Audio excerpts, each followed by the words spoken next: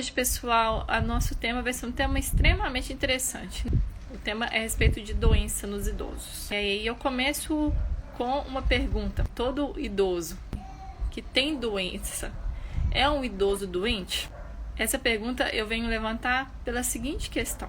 A maioria dos nossos idosos tem algum tipo de doença. Raramente a gente vê um idoso que não tem nem pelo menos um fator de risco, como hipertensão ou como diabetes. E a gente vê que a maioria dos idosos realmente tem alguma doença, algum problema cardiovascular, como um AVC, infarto, alguns outros comprometimentos mais graves, como osteoporose. São múltiplas comorbidades que às vezes acometem os nossos idosos. E a gente tem que entender que nem sempre, na verdade, principalmente pensando nos nossos idosos, que a doença é um fator limitante. A maioria dos nossos idosos tem doença, mas nós podemos falar que eles não são doentes. Por quê?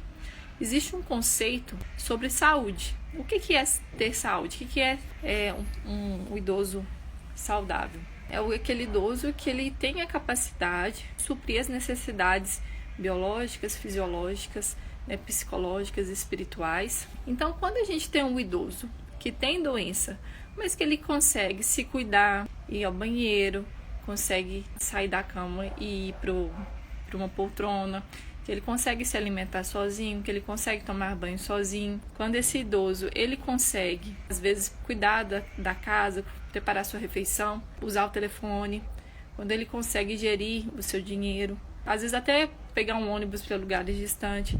Alguns idosos também conseguem fazer viagens para outros países, por exemplo.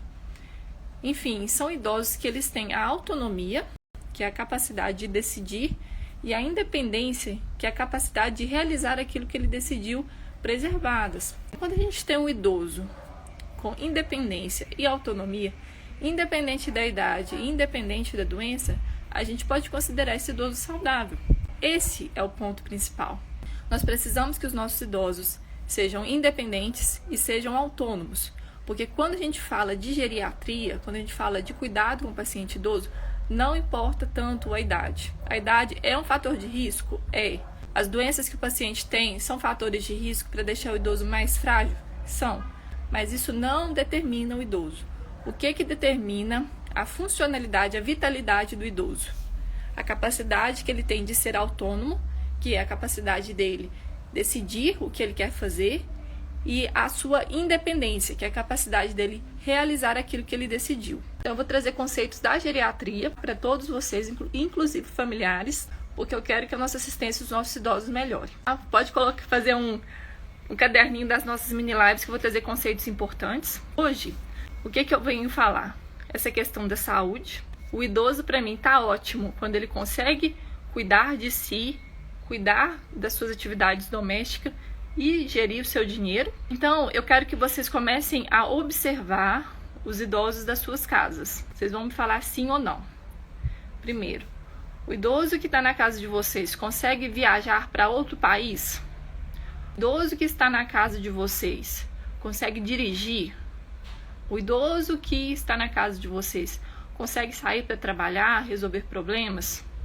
Por que eu estou perguntando isso? Porque esse é o primeiro bloco quando a gente fala idosos que fazem atividades de vida avançada, atividades que perpassam um pouco mais da parte cognitiva, da parte de mobilidade. Então, são os idosos realmente super independentes. Isso são realmente idosos mais robustos. O normal, pegando a parte geral, são os idosos que conseguem realizar atividades de vida instrumentais e atividades de vidas básicas. Quais são as atividades de vidas instrumentais? São aquelas atividades que perpassam, principalmente por cuidados no ambiente domiciliar. O idoso que está na sua casa, ele consegue usar o telefone? O idoso que está na sua casa, ele consegue preparar a sua refeição? O idoso que está na sua casa consegue lavar roupa? O idoso que está na sua casa, ele consegue cuidar, fazer uma pequena limpeza? Essas pequenas perguntas são importantes para a gente ver o nível de funcionalidade que o idoso que você está cuidando, ele consegue fazer. A gente partiu da atividade de vida avançada, depois a gente regrediu um pouquinho para atividade de vida instrumental, e agora a gente está para atividade de vida básica. E o que é isso? São idosos que apenas conseguem realizar atividades de autocuidado. O idoso ele consegue tomar banho sozinho? O seu idoso ele consegue se vestir sozinho? O seu idoso consegue fazer transferência? O que é isso? Ele sair da cama e ir para uma cadeira, ou sair para a cama e para sua poltrona, por exemplo. Porque o que é isso? Ele pensa, não, eu quero sair da cama, eu quero sentar na cadeira. Teve a autonomia. E agora ele vai ter a independência, que é levantar da cama e sentar na cadeira. O idoso ele consegue segurar o xixi, segurar o cocô, ou tem que usar fralda? E nisso, assim, a gente está vendo, né, da complexidade para o mais simples. O que é o mais simples do idoso fazer? Se alimentar sozinho. Porque provavelmente um idoso que só se alimenta sozinho, ou seja, você põe a comida no prato e ele só é capaz de pegar o garfo e colocar o garfo na boca, ele é um idoso muito frágil. E que a gente realmente precisa de avaliar para ver se realmente a gente consegue fazer alguma coisa que pode melhorar a funcionalidade dele. Principalmente o uso das medicações. A maior heterogeneia que acontece com os nossos idosos acontece por medicações erradas. Às vezes as medicações que a gente tenta ajudar o idoso acaba atrapalhando.